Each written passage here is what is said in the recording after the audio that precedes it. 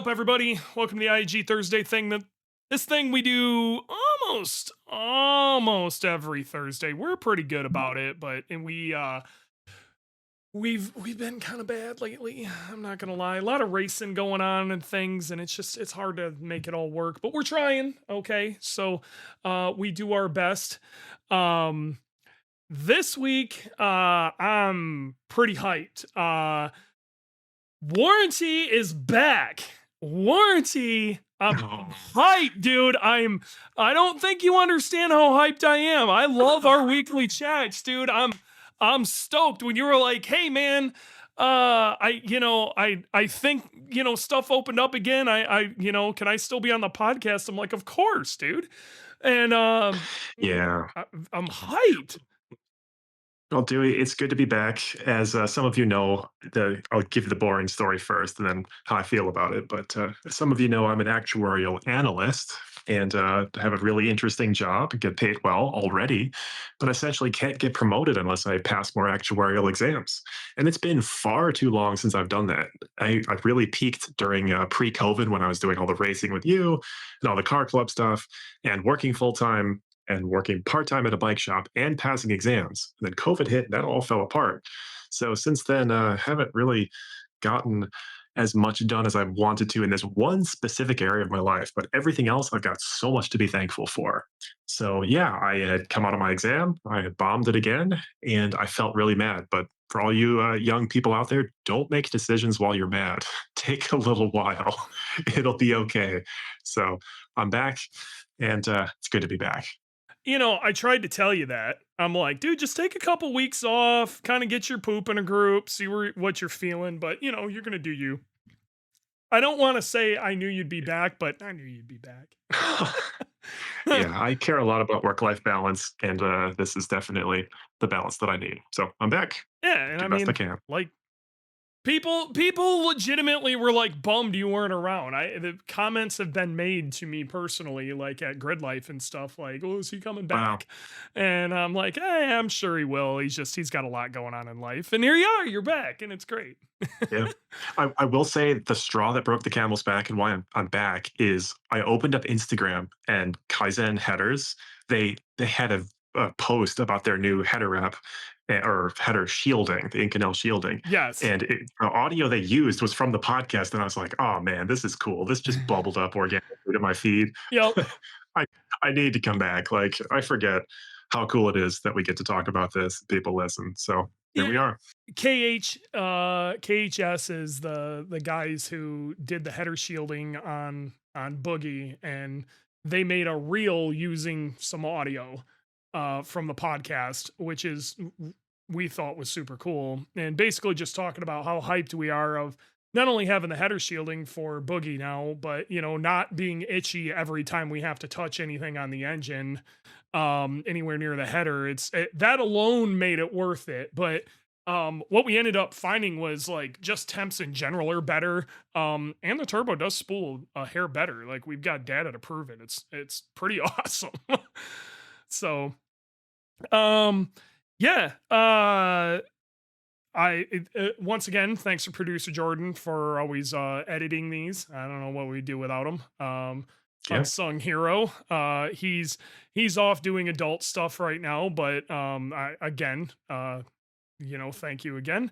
And Randy, who I don't know how he found time with the chaos that's going on around here right now, but managed to put together a pretty sweet thumbnail this week, with the Nürburgring car, which we'll talk about a little bit here.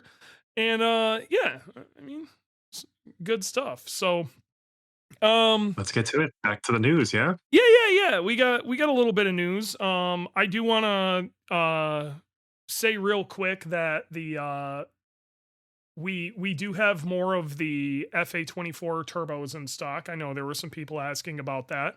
There are more in stock and ready to ship, so which is good because basically what happened is last week I talked about them going on sale, the new WRX turbos that we have up, and they basically immediately went out of stock. And thankfully we had more here, just not packaged. So we packaged more together, and now they're ready to go. Um, which was cool. Yeah, I think, it's as far as like IEG news, there we did post something up as kind of a feeler on our Facebook, and anybody who's listening to this, I recommend going over there and we're throwing around the idea of doing a Subaru oriented like an IAG based track day. Um I can't say for certain where it'll be, but I've got a pretty good feeling it would be at Summit Point. Okay, it's kind of the Mm, nearest track to us, and they've been wanting to do something for a while, and the location just makes sense, and the facility makes sense. So there's a very good chance that's where it's going to be.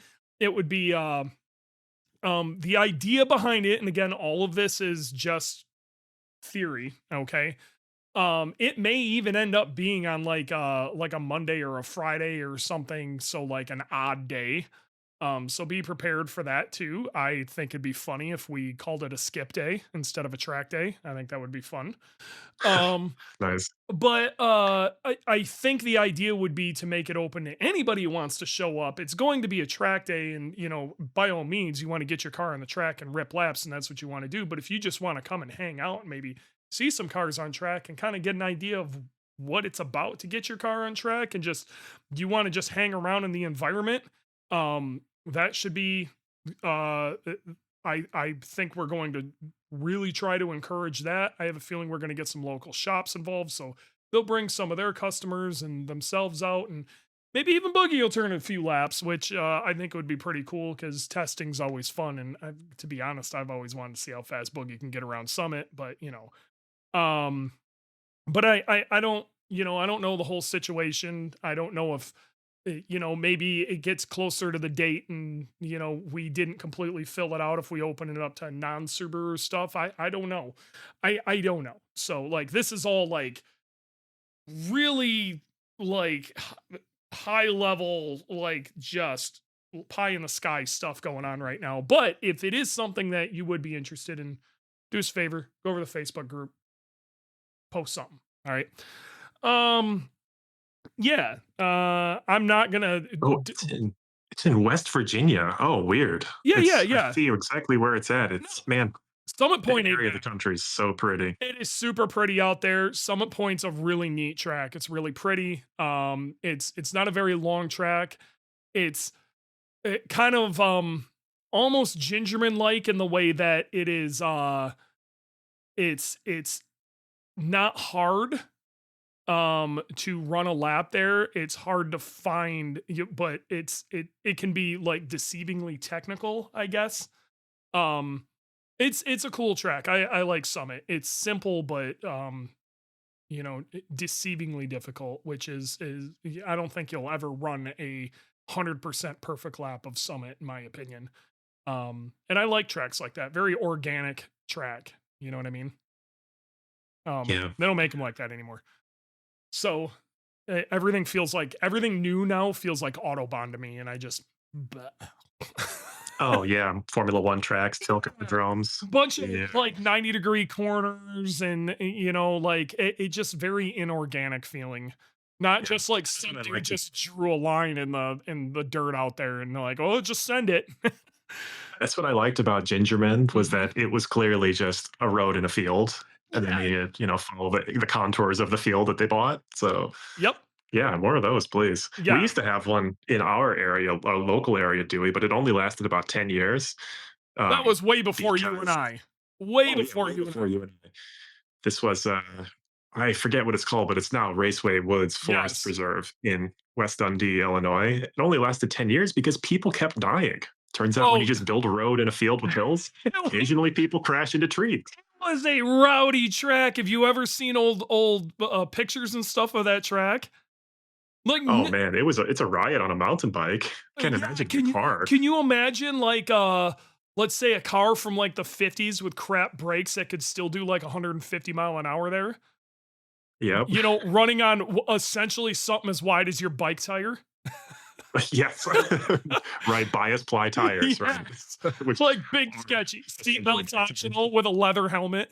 Like what are we Yeah. doing? Oh my god. um Yeah. was not to be, but it would have been cool to have a track that was, within biking distance of my mom's house. But I digress. What else we got doing? All right. So I know you've been away, but what I can say is it very notably in the last 6 months, no longer feel like the Subaru you and I have been bitching about prior to that 6 months or a year, but more like the last 6 months. I feel like it's a completely different company. Okay. Now Interesting. I'm sure the gears have been turning. All right. Before we started seeing results of these things. But I got to be real. When we started seeing it was when we got those two STI concepts, and you could really tell they were heading towards the concept B. Okay. Right. The gas car. Yes. And they were leaning hard towards we need performance and we need it right now. And the stuff we are starting to see is really interesting. As to not just let's talk about the Nürburgring car. Okay.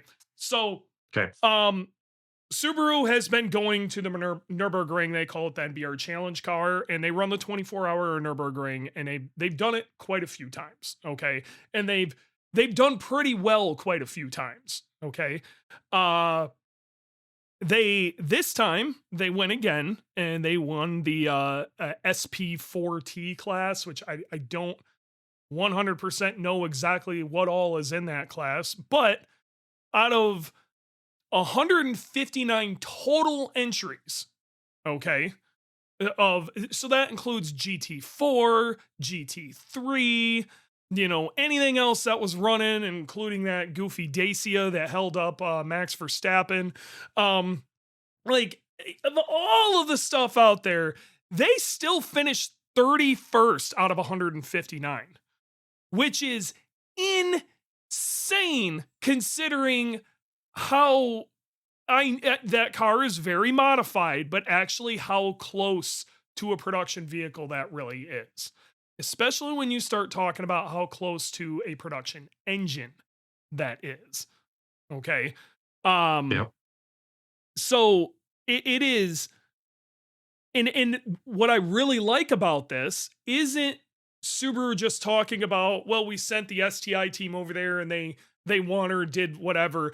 They were very adamant on talking about what had been modified and specifically what hadn't been modified. The big thing they wanted to talk about this year was the FA24 that they ran in that it was not an EJ base. It was FA based. Okay. The car itself is like I guess it's based on a WRX S4. But either way, it's VBWRX based, and a lot of it has been tossed. Subaru, in the way they're talking about this, is what actually caught my eye because they were very quick to talk about not only what was modified on that engine, but what wasn't modified on that engine. And they're pretty proud of it. They're not just proud of the win; they're proud of the fact they did it, and it's very Subaru based. Okay, and that's really saying Nice. something. I think Yep. I think it's amazing. So long story short, it's an FA24 base. It's basically a WRX, a modified WRX S4, and it's making some decent horsepower, especially considering they're running this thing for 24 hours straight. They were claiming 395 with a little over 430 pound-feet of torque.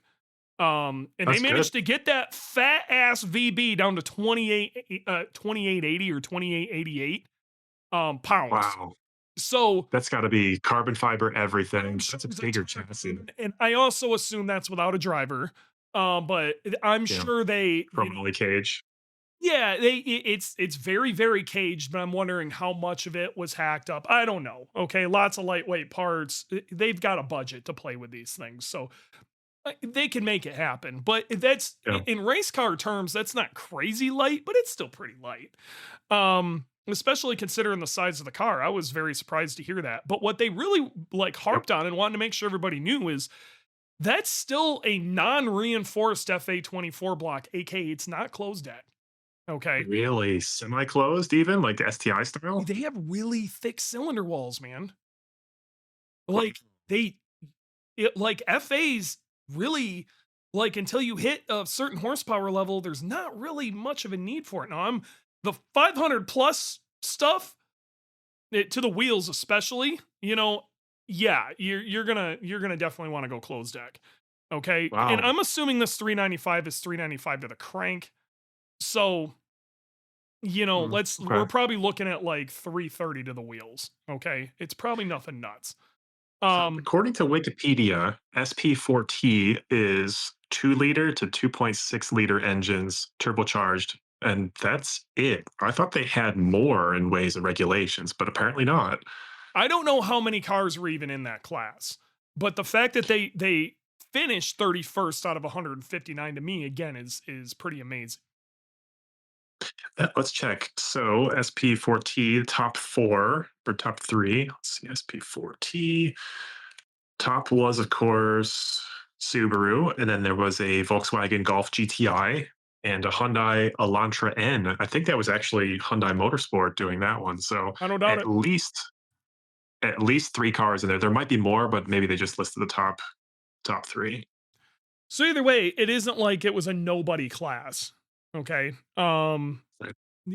But I think again, I'm gonna go back to this and say 31st out of 159 is insane. Because Yeah. the majority of the cars that you see out there, like go look at what the GT3 field was, and I bet you there were 30 minimum GT3 cars.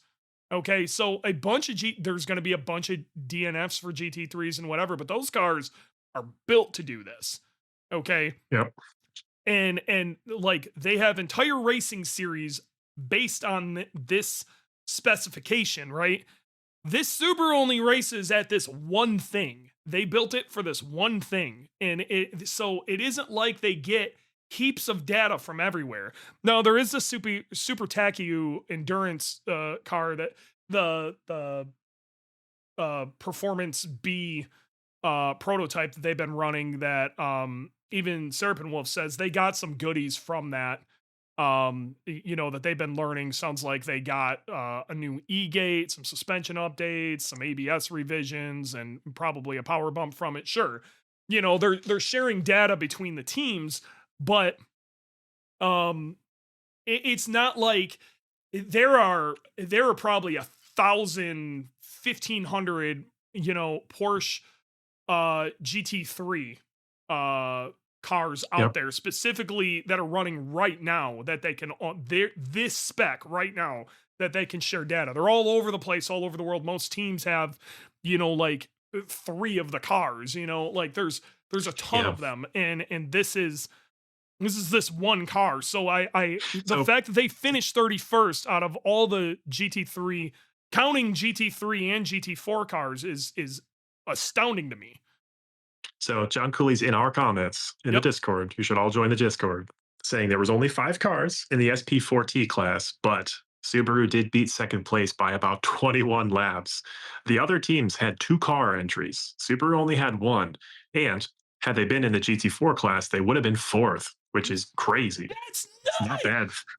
That is nuts. I don't think people understand how crazy that is. So Yeah. let's talk about GT4 cars and what those are right now. Porsche GT4, which is a Cayman based thing. Okay. Mhm. The Mercedes AMG GT runs that. Aston runs in that. I'm trying to think of some of the GR Supra. They have a whole program for that. BMW has a program. These are, if you notice all the things I just read off, they're $100,000+ cars that are very sports car based and designed for this. This was a 4-door sedan with a 4-cylinder doing Yep. this. Okay, Yep. so again, incredible, and I think it's an insane Yep. achievement that they're not talking about. Um, And very Japanese. Do it yourself, do it your own way, yep, and see where you stack up in the do world. do more with less. And Yep. again, this is Subaru behind this. It's STI, but like it's Subaru money behind this. And I think that's freaking incredible. And Honestly, I didn't know this, and I care about it. I didn't know. I just knew that Subaru wins every time, and I thought, okay, that's cool, but I guess they must be good because they're winning. But this is way more interesting of a story now that I hear the details. Well, and then also how they're explaining it, because in years before, this isn't the vibe I was getting out of it. They'd be like, "Yay, we Right. won." Yes. But now they're like, "Yay, we won. Check out how close to a production thing this is." Like, basically, again, saying, "Shit's coming, we're testing." Okay? Where did they post all these details? On YouTube? It's they've had a couple of press releases and they're all over the place. I'm sure Okay. if Flatiron's tuning is John, which I'm assuming it is, John knows where it is. Art was talking about it earlier on their stuff. It's just Okay. So yeah, if they found it, I can find it on the absolutely. internet. Okay. But The so usual for spots. future reading, I recommend it. Okay. Okay. Um, Okay. but that it doesn't stop there. Okay. So now we Okay. got this BRZ Rally Spec Z is running the Japanese rally championship right now, okay?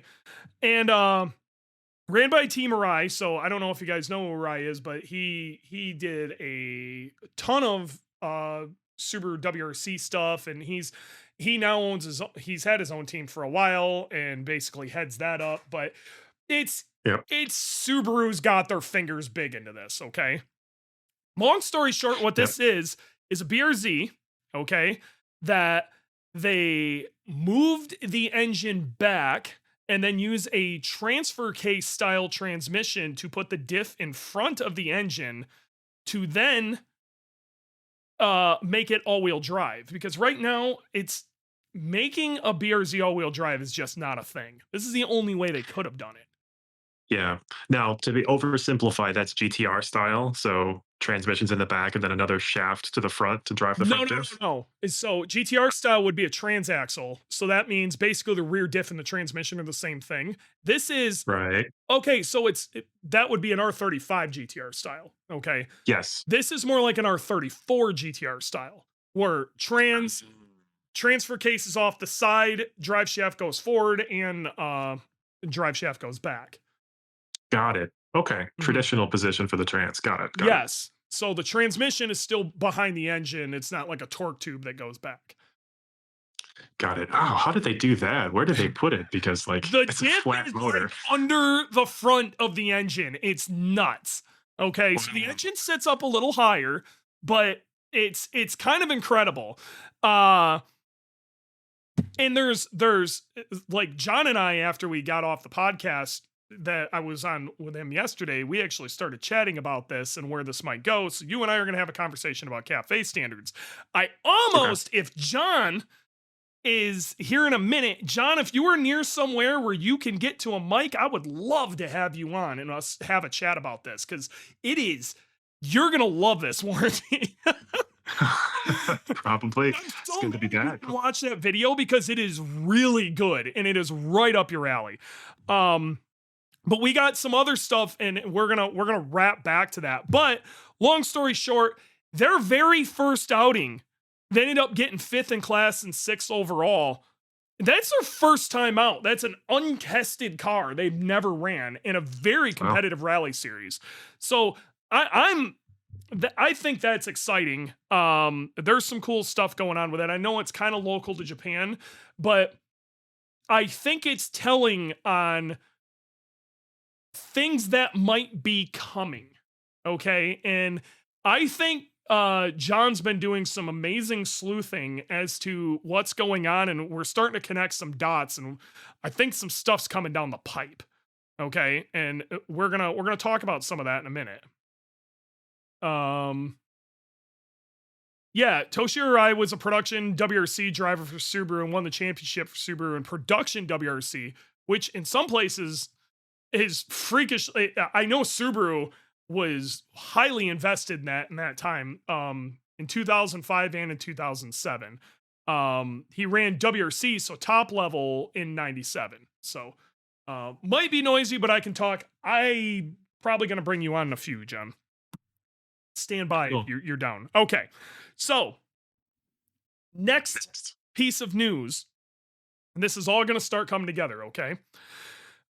We should have just what it should have been was conspiracy theory, like you know how the guy from It's Always Sunny in Philadelphia, like he's got all the lines connecting. Like that's what we should have used for this, as to as our thumbnail. But okay, next thing, Subaru trademarked some very interesting names very recently, like within the last few weeks, as this story broke.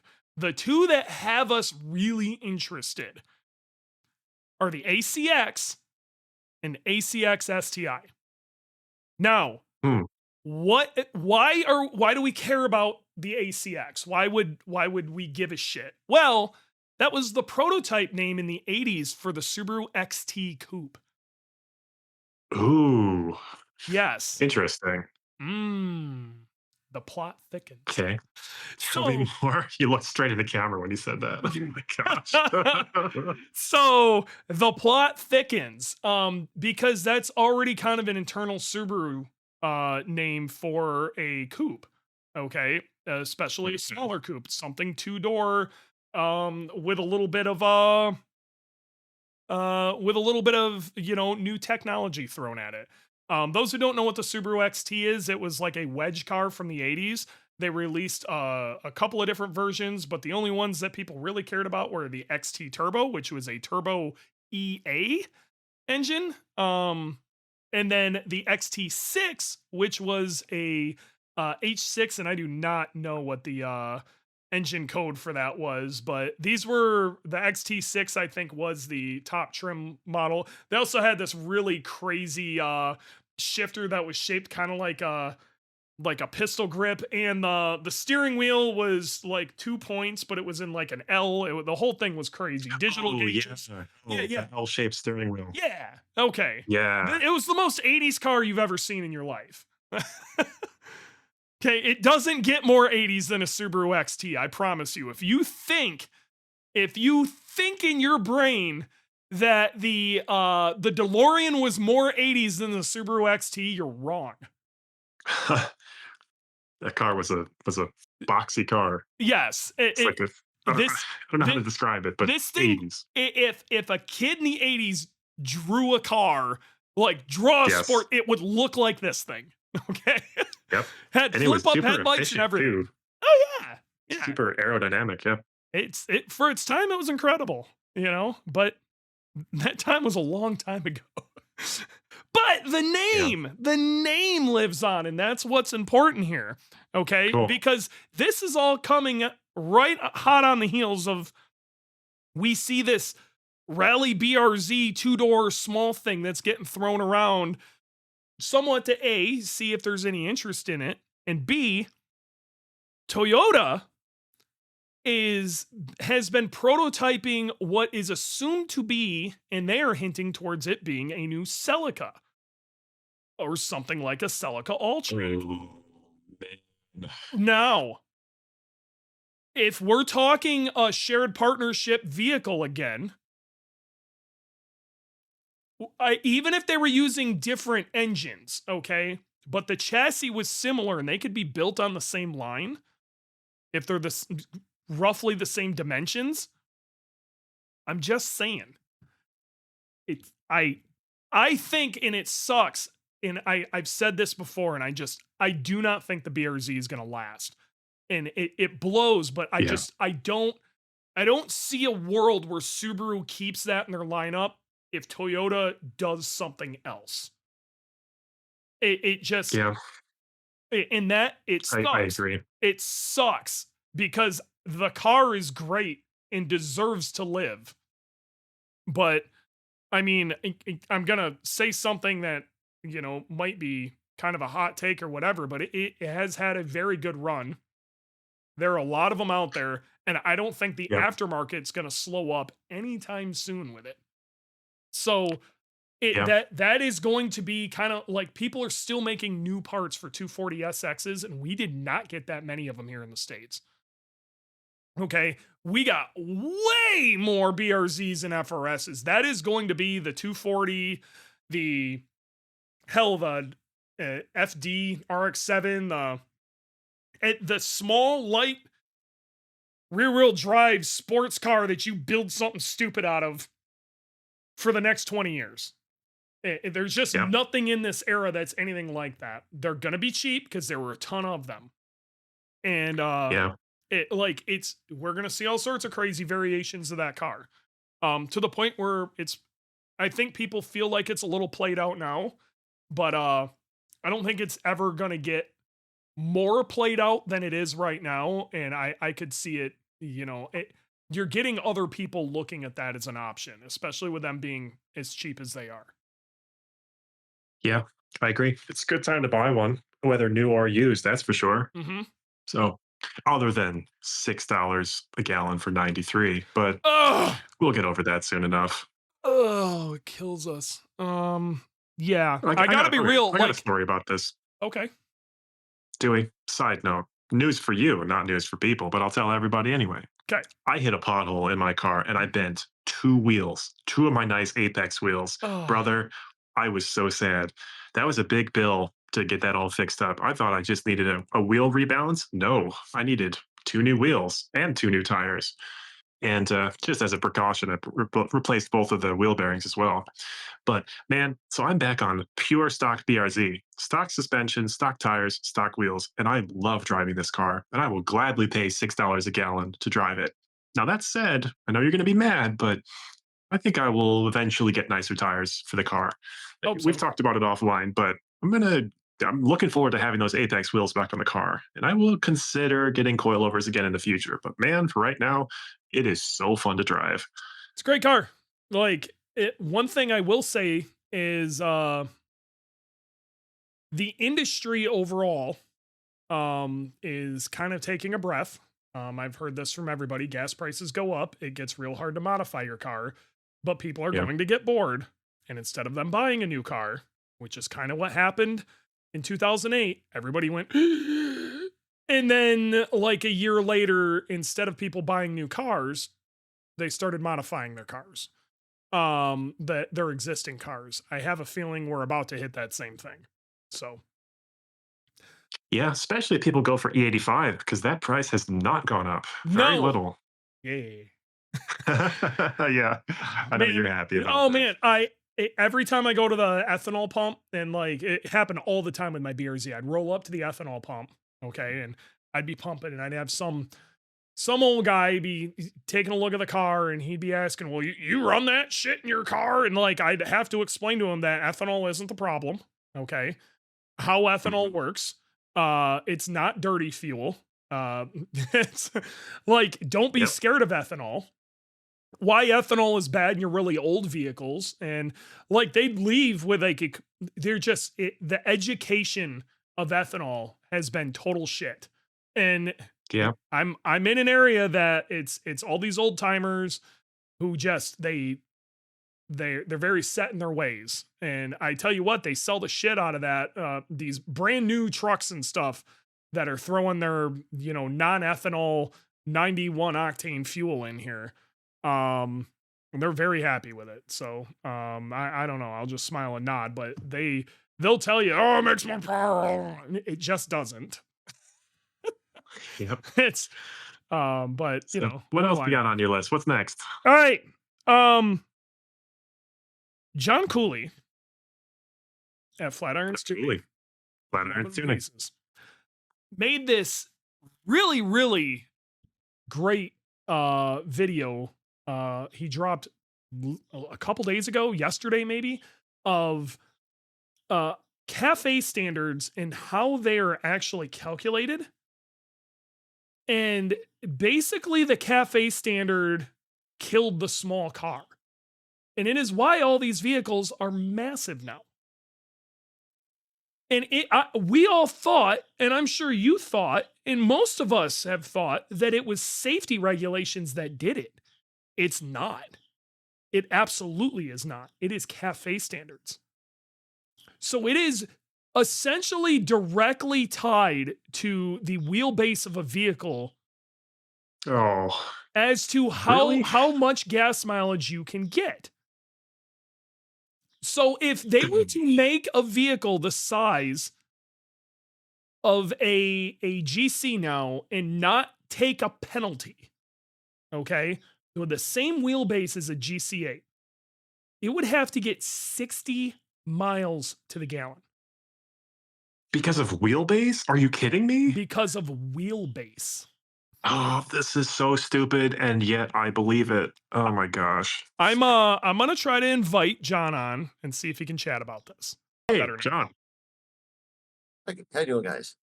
So Great. yeah, Good. this cafe thing is it's frustrating, but it's good to know, I think. I think so too. And I also think it's very telling as to certain things that are happening. And the conversation we had about this all wheel drive BRZ makes a lot of sense if they were to get a drivetrain layout that is similar to that. And we'll talk about that in a second. But the thing, one of the things that may kill the BRZ might be these cafe standards because its wheelbase is a little smaller. Oh, wait a minute. Didn't the president like reduce the penalties to zero for these things? That is a good point, Yes. and he brought that up too. Would you like Okay. to explain, Do you John? want me to explain? Yes. Okay. Yes, So please. it was actually Congress. Congress, as part of the one big beautiful bill, modified the penalty or the penalty factor to zero. That's why the penalties are zero. But that overrode what it was before, which was under the control, I believe, the Department of Transportation to control the penalty modifier. So now, if and when Congress would ever go in and modify the penalty modifier again, because all of the efficiency standards are still in place, it's just the modifier is zero, they could go back and give it back to the Department of Transportation, change it to something else. It basically it could come back at any point if Congress applies something to a new law to change it. Also, the Now, carp. No, there's another part of this too, and this is why I believe Subaru is trying to set themselves up. And John made a very good point, and I highly recommend you go listen to his podcast. I will. Um, but Subaru is kind of the carbon um the carbon credits. You companies used to be able to buy them from other companies, and almost everybody was buying them from Tesla because they had, Yes. well, that's going away As of Right. 2028. in Yeah, the 28, credits are worth zero now. which is Okay. coming Coming soon. fast. So Subaru trying to basically flood their inventory or their model lineup with a bunch of EVs is actually offsetting their ability to then be able to build some performance vehicles. They're Yes. making it so that they can control it in-house, so that they Yes. don't have to potentially pay a significant penalty because they don't have enough fuel efficient cars or EVs in their lineup. So they're basically compensating for the fact if and when the penalties come back. Yes, I have heard this from Subaru at the Chicago Auto Show on Media Day. The problem is that they tell me one piece of information and then don't want to tell me anything more because they think I'm the public and they hate the public or they're tired of dealing with retail. So I get it. Um, But like, this is okay. Now, how does this square with the fact that we just saw that article this week, Dewey, that we're going to talk about this too? Subaru took a huge write down on their EVs and on those EV credits that are now worth nothing. Their profits are down 90% as a result of these one-time charges. Yes. They're getting, and I I think mean, they're trying to set themselves up so that doesn't happen. well, all of that happened very recently, and I think Mhm. they've got a plan for the future where all of this could come back. So they've got to give themselves the foundation so that they can Yeah. adapt if the penalties come back. Because I mean, there's a pretty reasonable chance that the forces in Congress are going to change and by the end of the year, and then who knows what's going to happen. So you kind of have to plan for this eventuality. Yep. But what they've said too is that the plant that they were going to use to make their in-house designed EVs, now they're going to do hybrids and combustion engine vehicles.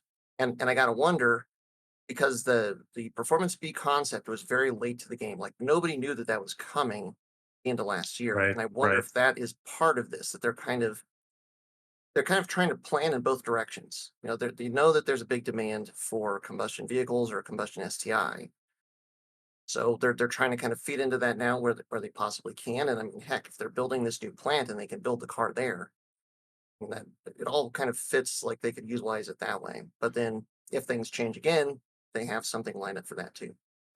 All right. Tinfoil hat time. Okay, Okay. go for it. So now we talk about this new BRZ Spec Z rally car, right? And they're playing around with a drivetrain layout that is kind of unconventional from Subaru, because with a Subaru right now, your typical EJ and FA and everything else, because of where the engine sits and where the trans sits and where the front diff sits, it puts the engine quite a ways out in front of the front axles. Okay. And this is one of the downsides to Subarus and their engine layout. And what ends up happening is your front wheels, because they have to be in line with the axle and the diff, are further back than they would maybe be in a different car, especially if it was an all-wheel drive. Okay. But now look at something like a BMW, even with their all-wheel drive system. Their all-wheel drive system runs a lot like the Spec Z rally car, okay, that BRZ, where they have a transfer case and the differential is closer to the front. And this allows them, and there are some very, very good handling characteristics due to this, a very low overhang. So if we are calculating cafe standards off of wheelbase, what a great way to make a smaller car have a much larger wheelbase than moving the wheels as close to the front bumper as you can get it. Yeah, 100%. And Yeah. remember, Vermont Sports Car has been doing this too since about 2015, since they started using the SEDEV drivetrain, Yep. and that's how they've had so much success. Like this, Subaru's known about this, and I think the fact that they're doing this in Japan and Toshi Arai is doing it with the support of STI and Subaru, Hmm. it, the tinfoil hat tells me like they're really considering this. But Dewey, there's another part of this: Okay. SUVs. Yes. Yeah. Oh yeah. So in 2028, they're changing the requirements Oh, this was a for good what one. can be Yes. called a light truck. And basically what they're saying is that most SUVs right now, especially if they're based on a unibody construction, will not be able to classify as a light truck, which means they're going to be considered passenger cars, which means that they're going to have much higher fuel economy standards to hit. Part of the consideration here is approach and departure angles. And Subaru, it gets killed on approach angles because the engine sticks out so far in front of the front axle. So not only would it help them with like the small cars in, a WRX STI, what have you, it also help them like if they use the same configuration in, say, an Outback, if they wanted the Outback to still be an SUV and considered a light truck, because they would have a much better approach angle because the front wheels would be so much closer to the front bumper. That's a critical part of the definition is approach angles and not like body No, on frame it's or body body on frame weight. is what smaller unibody vehicles are about to get basically booted out of light truck. And Yeah, if you watch the video, again, it's a very good video. I recommend everybody go watch that. If you watch thank the you. Yeah. video, Appreciate that. they're uh they're the light trucks are on a different curve than passenger vehicles as to their wheelbase and uh, the efficiency they need to hit. Okay, so if they And get moved it's to passenger vehicles, I got to be real. We're probably going to see the Forester get axed. Like that's how bad this is going to be. Mm. But They just made the Forester hybrid. Yeah, it's going to be hybrid only. well, yeah, It it's doesn't coming. gain that much in MPGs, but it gains a significant amount. I think it's like extra 4 MPGs. But You yeah. What they're trying to reset the threshold to now is like 34.2 mpg for the fleet average, and so the Forester hybrid would be wow. above that, but I don't think the non-hybrid Forester would be. yeah. And that's one of Yeah. their best-selling vehicles. So like they're selling 160,000 units a year. So they needed to hit whatever market needs to hit. But Yeah. Man, I would not want to be an auto manufacturer. especially No, Subaru. Like the more I hear about this, the more I kind of like Subaru is in such a weird spot right now because the way these rules keep changing, it screws them due to their unconventional layout.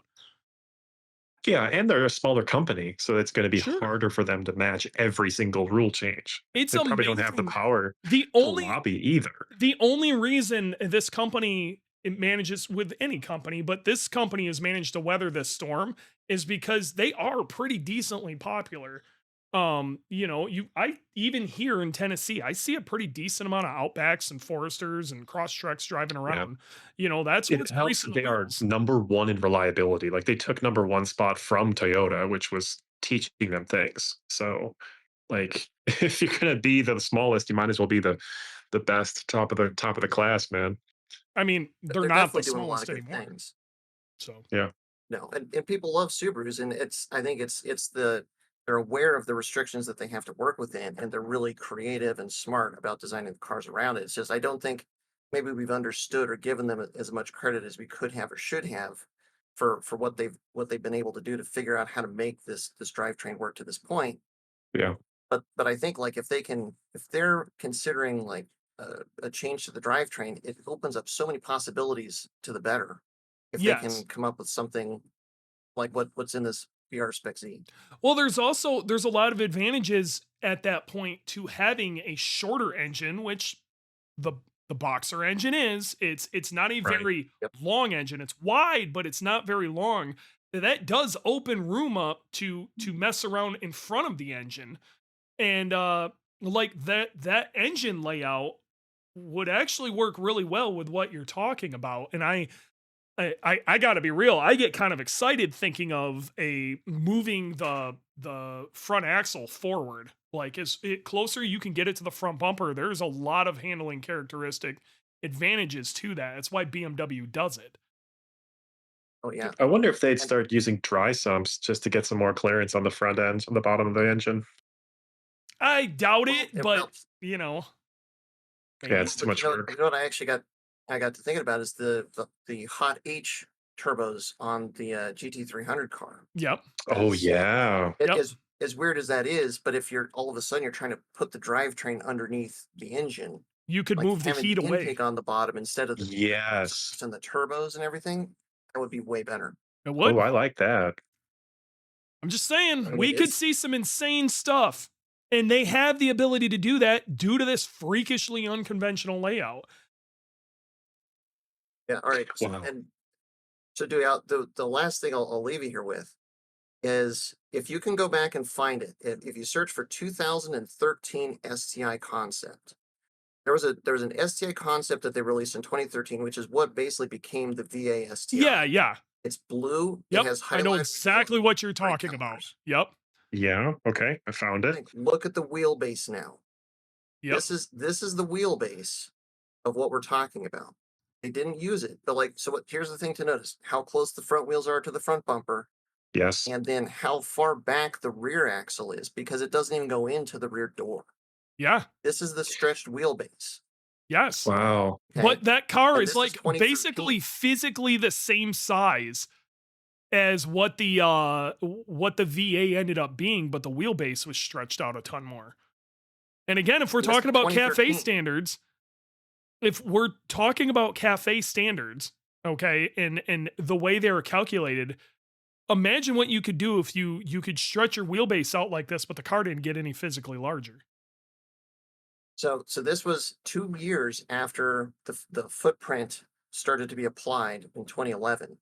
And so, Mm. and the reason I know this about this car, or this car is always on my mind, is because way back in the day, so that the wheels are 20 inches, and we did the math, and I put up a post on Facebook that the next STI can't be all-wheel drive because there's no room for the engine. Yeah. And one of the Subaru execs actually posted in our Facebook, like, nope, the next STI is coming, and it is going to be all-wheel drive. But it was because this, and he said that this is just a concept; it's not a production car. Sure. But now knowing what I know and going back and looking at this car, this is what they're starting to play with back then, and then they kind of shelved it because they did other things. But I think, what if they started to look at that kind of design now with everything that they're testing out in the VR Spec Z? It would all work, it would all fit, and it honestly could be the best STI yet, just because of the handling characteristics. Sure. Wow. That is very different from the 90s STIs, that's for sure, or the early 2000s, like the GDs. Oh my gosh. Yep. It's Wow, it's man. very weird, but like it I think there's some positives here. There's if Subaru's listening, if Subaru like if they're really kind of thinking in this direction, I think they've got to like take it one more step. Like come out with something else that's like a production car or not a concept car like this, Mhm. but that they could like open the hood and it's this drivetrain, so we could actually see what it's all going to look like. The And a maybe they even the drive it around. aftermarket would eat it up. We would be like, "Whoa, let us at it." I Yeah, can tell you that right now. And again, yeah, tinfoil hat on again, ACX and ACX STI. What are yep. those? Well, do you know Yeah. what I'm going to say? Yeah, I'm going to say it's it's the six-cylinder turbo BRZ. it's not, and it's not going to be as much as I wish it was. But I do believe, I truly do believe they're going to make an attempt to make a smaller two-door Impreza style thing. And they're Yeah, using the BRZ right now as the test bed. it seems like, and I think it's a positive. It's all a positive. All this I all this agree. crazy stuff that they're doing. I think it's all good. Because it means that they're really trying to find a new way to keep an enthusiast based car going and Mhm. something that's exciting going, while basically giving them the foundation to keep the kind of the mass market cars also And interesting and fun I too. could give two shits less about off-road stuff. I just don't care. Okay. But I gotta be real. I'm kind of excited at the concept of maybe this drivetrain being used in some sort of SUV just to see it go out there and like stomp a Land Rover. You know what I mean? How sick would that be? Yeah. Yeah. Oh, and if they have this transfer case, high low transfer case. That's Yeah. what Subaru has been like missing forever for like the off-road stuff, is a high-low transfer case. Well, if you have this separate transfer case to split front to rear, to do a high-low is just, I mean, it's academic at that point. Yeah, it would be super simple Wow. because it's on a separate plane. You know, the thing with the Yeah, the current Subaru setup is you really couldn't add a high low into there without it getting really complicated. But if they do take this step and it does sit off to the side, they could do all sorts of wacky stuff with it. yeah. I just hope that they're thinking about this, because this is what would make it make sense, is they would have to develop the new drivetrain, Yep. but they could literally apply it to everything. It would not just Hmm. be the WRX and STI. It could be in the Forester, the Outback, all of these things, the Ascent. It could be in all of them, and it could be a benefit to all of them. Well, I wonder. I don't think they would walk back from CVTs, especially the electric assist CVTs, because aren't those super simple inside? Why would they get rid of that? I'm not thinking you could use the middle part of that trans. All that magic would happen on the end of it. Like it'd be a new casing and everything Mm. else, but the magic actually happens where the center diff is. Okay. And Oh, that's where that okay. it would basically split off there.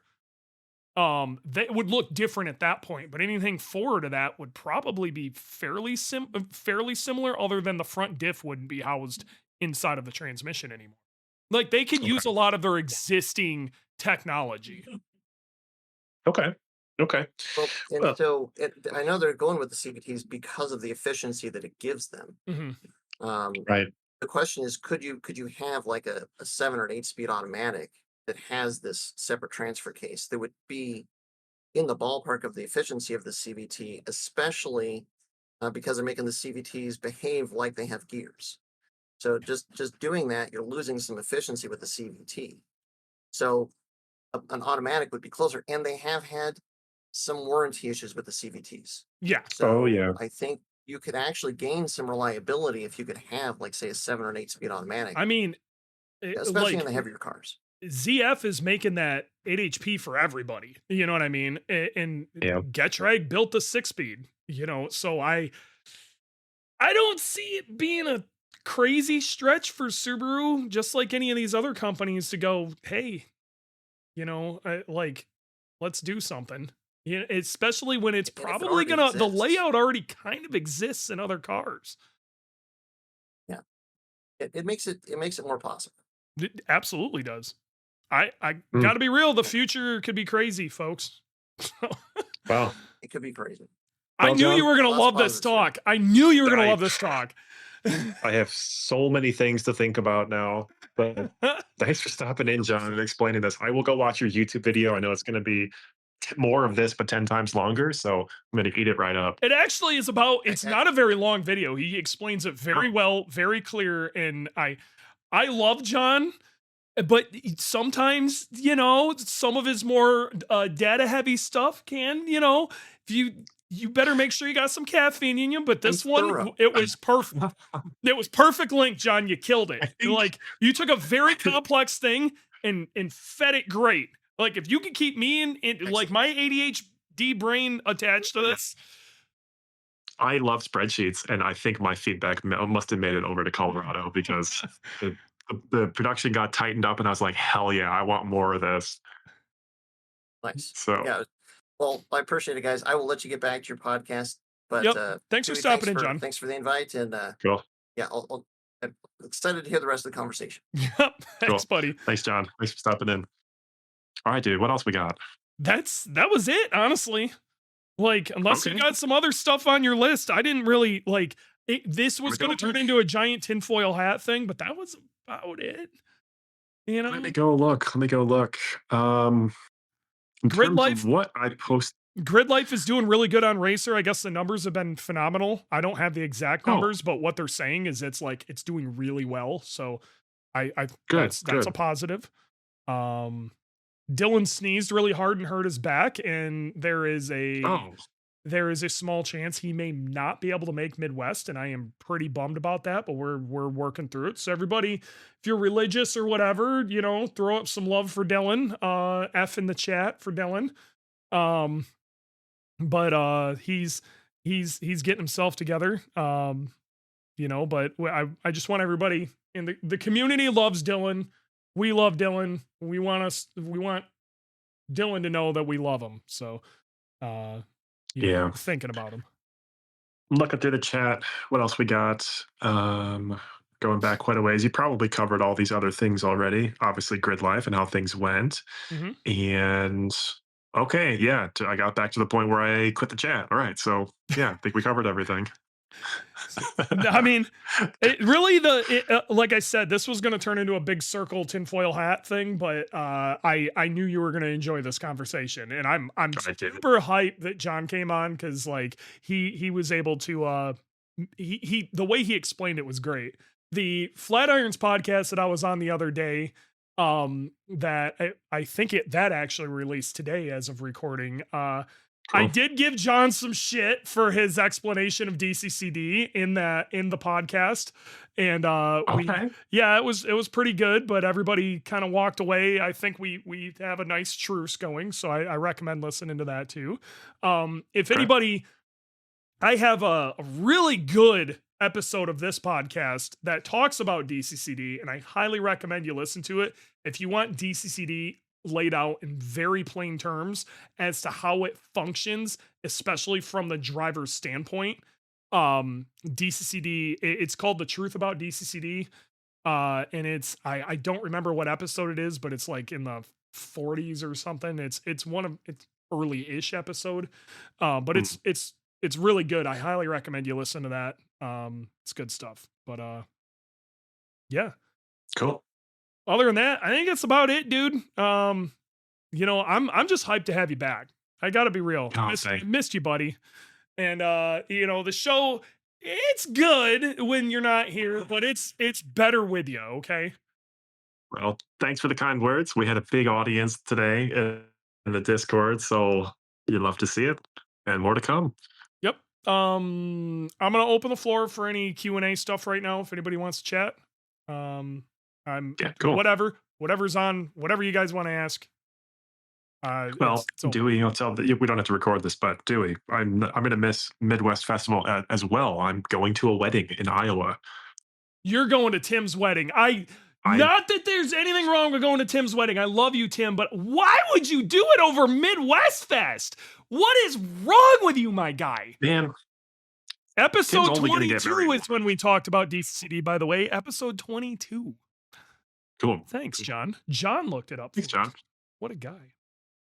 Yeah, Tim only gets married once, and I've been to Grid Life like for 10 years, Midwest 10 years. So I'm sad to miss it, but I'll be Aaron, there next year. I will answer this question. This is the second time I've answered this, but since we're having this conversation, what happened with those snap nitrided cranks? I got to be real. I don't know. I don't know if that was a weird run of cranks that failed or whatever, but what I can tell you is we haven't seen it, and we buy cranks in stupid bulk. So maybe it was a run of cranks that we haven't seen yet. Maybe there are a run of cranks that are out there that are weaker. But we haven't seen that yet. Okay. And I don't know what the situation is with that. But what I will say is if you're going to be running high RPM with a 2.5 liter, okay, anything past 8,000 RPM, I highly recommend going with a billet crank. Or, comma, pause for effect, run a D-stroker. Stick a 2-liter crank in there if you're going to run an OEM crank. The rod ratio gets better, and that crank's much happier at higher RPM. And or, like we did with Boogie, get a billet crank and a 2-liter, and then you got the best of both worlds. So it's a 2.3-liter D-stroker, billet 2-liter crank, 2.5-liter case, a little bit longer rod, rev the nuts off of it. We have seen no issues. That's all I'm saying. Mick, I have seen billet crank snap. I've seen crappy billet crank snap. I haven't had a billet crank snap on me yet. And a billet crank from a quality manufacturer, we're not going to get into who and what and the ones I've seen crack, but from a quality manufacturer, tend to be solid. So that's where I'm going to go with that. that could get real ugly real fast. I also think some companies have gotten better at producing their product than they were when a lot of issues were happening. I remember seeing a lot of aftermarket cranks shit the bed back in like 2008. So, Aaron, shit fails when you push it. It's part of the game. Still sucks, but it happens. That's the honest to God truth. And knocking on wood, okay. We have had our fair share of failures, and a lot of stuff's broken. Every time it breaks, we try to figure out why and fix what that is so we can continue on. But haven't really had anything major fail in a while. Again, knocking on wood. But I am of the belief if you aren't breaking things, at least breaking something, you're probably not pushing the limits. Our big thing this year has been axle boots. But weird. Is that from heat or something else?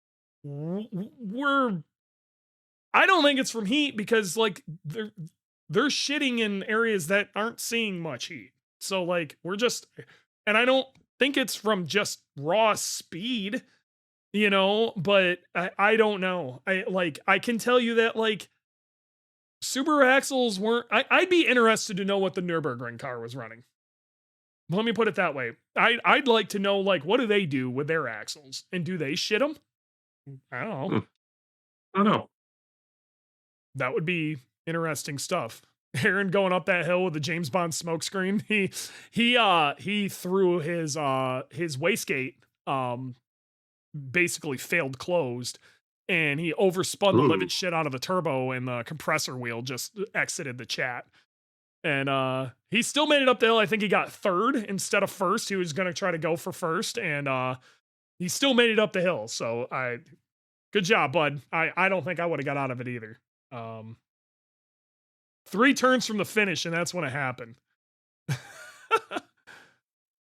Do I have breathers in the axle boots? I do. Like, we did the straw trick and all that. Yes, the axle boots do have breathers. So they're not... That isn't the problem. Aaron, maxed out my map sensor. Well, you'll have that. on those big jobs. You will have that on those big jobs. So yeah, I think that's about it, folks. It's been real. It's been fun. It's been real fun. We will see you next time. See you next week. I'm not 100% sure what we're doing yet, but we're going to do something, and we got warranty back. So like, cool. Let's do something exciting. I don't know. World is safe for democracy. Next thing, one more time. if anybody is listening to this and they like the concept of a Subaru track day that IAG puts on, probably somewhere near IAG, probably Summit Point, if you think that's something you might be interested in just coming to hang out at, but even more specifically, bringing your car to drive, it should be very beginner oriented. So, hell, if you got an automatic Forester and you just want to do some laps around a road with no speed limits, That's a good time. Yeah. you can have a really, really good time out there. Facebook, our the IEG Performance Facebook page, make sure you put something in the post that was just put up. Okay, just drop a name in there. Yes, that'd be cool. You know, something. But yes, please do that. And yeah. All right. I'm sorry, Jordan. We got to tack this on because I definitely want to get this out because it is it's been Yeah. something that's kind of been bugging me, and I wanted to talk about it a little bit. What was it, 2 weeks ago now? Yeah, it was Yeah. 2 weeks Two- ago now. The founder of 1320 Video, Kyle Loftus, unfortunately left us. There's a lot going on around what happened. I'm not gonna get into that. What I do know is, like, unfortunately, he is no longer with us, and a lot of people, I don't think, realize how influential this man was in our current car Yeah. community. Massive. This guy, his saying literally was, you know, I'm gonna make you famous, and he did. He made a lot of people very, you know, famous within in the automotive community, at least. A very notable one is like CJ, who, those who have been following IAG for a really long time, CJ happened, I actually, that's how I met CJ and how I met Kyle. It was the mini cash days 2011. Let me double check here real quick. YouTube. Man, oh man. He was 43. Way too young.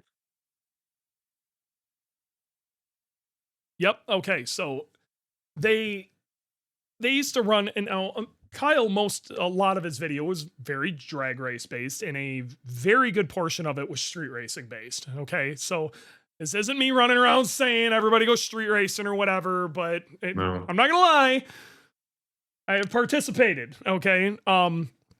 So I'm just gonna tell my story. So long story short, a buddy of mine who was already going to be in this mini cash days event. What mini cash days is everybody pays in, I think it was $100. It wasn't even a lot of money. Okay. And it's heads up racing. Everybody pays in their $100 into a hat, and the winner takes the whole thing.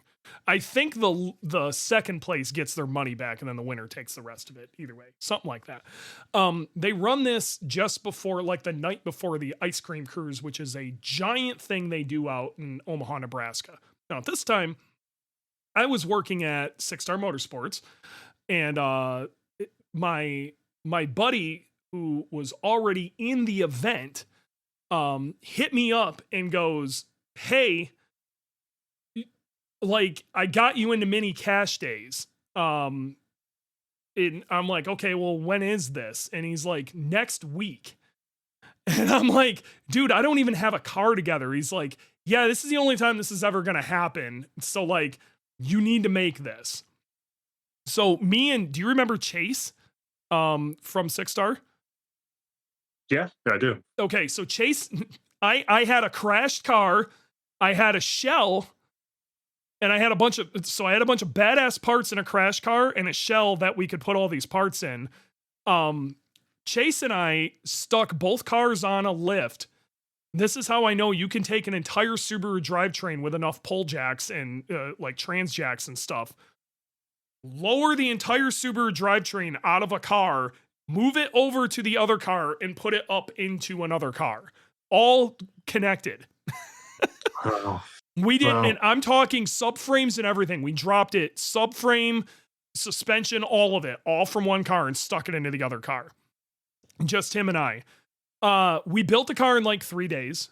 Um, and I had this was when Gangster was tuning for us. Yeah. Uh, Okay. we Spec B Steve helped me find this shitbox turbo from the internet that I don't even remember how we got it, but it was this stock it was a stock location 30R, and we had to make 500 horsepower minimum even to get in. Okay. And we raped this turbo to get to this power level. Either way, we got it together. The only gauge that we had working in that car was the tach. The car was a complete piece of shit. Okay. Nice. And me and a buddy of mine, Matt Jers, like he hopped in with me and we drove all the way out there. Drove that car that only had a working tach all the way out there, ran the event, and all the way back. So out there, the only person I knew in this whole situation was my buddy, Justin. And then through Justin, I met this other guy and his wife named Graham and Kim. This is how I met them. Oh, wow. Okay. Wow. So, like, this is bringing some stuff together. Now, we get out to this event. They didn't give me enough time to go fill my gas tank, which sucked because I didn't know how much fuel I had in it, and this thing just drank E85. We go out in the middle of nowhere to race, and all I wanted to do was get out of the first round so I could say that, like, I deserved to be there, right? Yeah. So, there was a couple other Subarus there. This white STI that, this nut job with a giant rotated turbo on what essentially was a stock engine. We'll talk about him in a minute. And us. And this is how I met Kyle. Okay, Kyle, the owner of 1320 Video. I had like a couple of short interviews with him and chatted with him. Okay. It was nothing crazy. And like I didn't feel like I interacted with him all that much. He wanted to know some information about the car and whatever. And I'm in the video. Like if you go look up Mini Cash Days 2013 is actually when it was. Mini Cash Days 2013. You'll see my green GC in there. I get out of the first round, very excited about that. And I end up against this white Subaru with the giant rotated kit on a stock engine. That's CJ from the internet. This is where he came from, and this was the video that made him famous. And he's who takes me out. Now, the reality of it is, he would have taken me out. Okay, like I didn't have a prayer, but I did end up finding that I didn't have any fuel in the car when I tried to race him. I would have made it a little more of a race if it wasn't for that. But we ended up like CJ, super cool. We ended up going to Mini Cash Days the next day. A lot of people remember LSX Willys, which was this crazy supercharged LS and an old Willys Jeep was out there with us. And the first time that car ever made a hit down the drag strip, there's another video with that in it. He's in my helmet. I gave him my helmet so he could make a pass. Hung out with this goofy dude named Garrett, most of the night because I just kind of hit it off with him and like we talked a bunch, but didn't really talk to him much after. That's Cletus, okay? That's who became Cletus. So I'm saying these things because this one event spawned so much, but he did this all over the place. This is one, okay? There are some massive people who showed up to this. Boosted GT, a lot of people know that guy. Beater Bomb was there. Again, Beater Bomb, insane. Like he was just a legend in the no prep community. Same thing with Boosted GT and those guys. Like it just insane. Okay. The crazy people that went on to like do bigger and wilder things and become wildly internet famous and viral as hell. Like a lot of them started in this one video or were famous and became more famous due to it. But CJ went all the way to the finals with this '06 STI with a rotated kit on a stock engine, and like he ended up running that engine for a long time.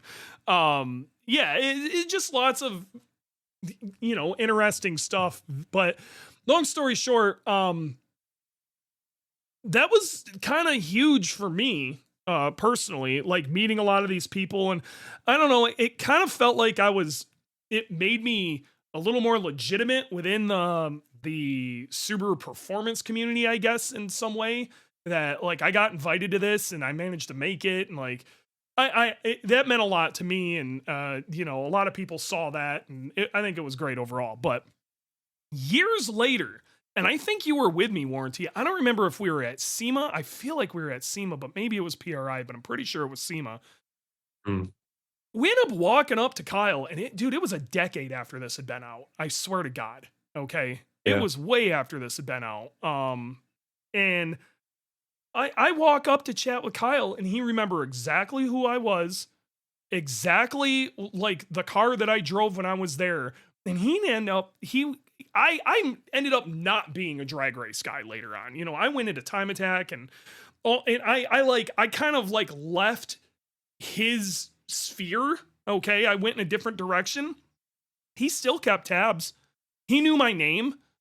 Like he had no reason to know who I even was. You know what I mean? But Yeah. he cared about the people that were in his videos, and he followed like everybody. And the night he could have been like, yeah, man, I got to be real. I talked to a lot of people. I would have never held that against him in any way, because he does. Yeah. And Right. it'd be a little I think different that now, because I've was. kind of like I'm a lot larger now than I was then, as far as influence and things of that nature. But it's the fact that he remembered me was wild to me. I just, that blew my mind. And him and I ended up talking a little bit later on, because he was looking at different types of events and stuff to I think he asked, hey, is there any events going on that maybe 1320 videos should cover?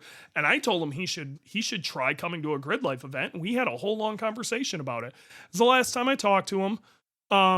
But again, gave me the time of day, and he was super nice. But the fact that he was a really big deal, okay, to a lot Yeah. of people. And you never felt that way around him. He made you feel important. The nicest guy, the absolute nicest guy. Wow. And like the world is worse for not having him in it. Period. I don't know how else to put that. And it is bugged me. I'm not gonna lie, when I got that news, I'm still having a hard time processing it, because like he is so young, and I've only seen him through like videos, his videos or Cletus videos or whatever, but Yeah. I feel like like I I think he probably meant more to me than I meant to him, and that's not trying to like be an asshole or anything like that, but it's just, again, I don't know, man. I don't even know where to put it. Like, I'm in a really, that it just hit me really hard, you know. Yeah. Y- I y- I get it. Gone far too soon. So I Yeah, didn't know him personally like you did, but I knew he was famous. And yeah, a lot of people were very upset when they found out. So yeah, like, yep, we had to turn the podcast back on to talk about it. So yeah. that's how much it meant. And again, sorry, Jordan, but I just want to chat about Kyle. Yeah. He was something special. So, Serapin Wolf is Hugged asking, him was off that the birth once. of your first GC? No, technically that was the birth of Warthog, as we know it as Warthog. Warthog went through 2 iterations. This was the start of the second. I got a GC way back in would have been like 2005 was my first GC, and it was WRX swapped, and it was a disaster, and I I only got the thing to run for like a couple of weeks. Okay, it was I didn't touch it again for a very long time. Then I ended up trading a couple cars for a very nice GC. Okay, that somebody had swapped, and it was put together really nice. It 6-speed swap, the paint was nice. Like it was way nicer, and I honestly could handle at that time, but it was tuned on this like kind of shit AEM, and you could only put 100 octane in it, and like I couldn't afford to Wow. drive it, and I couldn't afford to modify it, and that was a disaster. But the few times I did take it out, I loved it. And then as I was pulling into 6 Star, I noticed our garage door was open for whatever reason. I remember this in my brain very clearly, that I looked at the garage door, and I was looking at the garage door instead of the road, and I started turning in, and then a dude who was coming through at least 30 over the speed limit in a giant truck took the entire front of my car off. Oh, I was so poor, I had no ability to replace that. I was pretty destroyed as a human being at that point, and that was my parts car. I ended up finding another GC that was pretty clean that I ended up WRX swapping, and that was when I did the 2.2 bottom end with the WRX heads, and the WRX heads failed and the 2.2 bottom end lived. And then when the heads failed, the car sat around for a little while, and the plan was to like take all the good shit from this car and put it in this car and make one car. And this video forced me to do it. And that's where Warthog with a 30R came from. So now you know. well, And that car well, was going to turn into Boogie until I found Boogie's chassis that had a pretty damn nice cage in it already. So I decided to go that route. The more you know. Okay. or you know, well, Sorry, hug your Jordan. loved ones, and now's the time to Yes. build that race car. Hug your loved ones and check on people. Okay.